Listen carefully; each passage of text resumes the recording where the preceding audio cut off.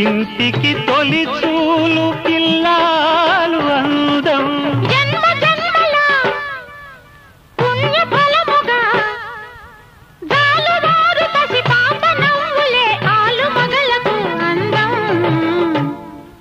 ఇది చెరగని ప్రేమకు శ్రీకారం, ఇది మమతల మేడకు ప్రాకారం. పండిన కలలకు శ్రీరస్తు, పసుపు కుంకుమకు శుభమస్తు. కనివిని ఎరుగని అనురాగానికి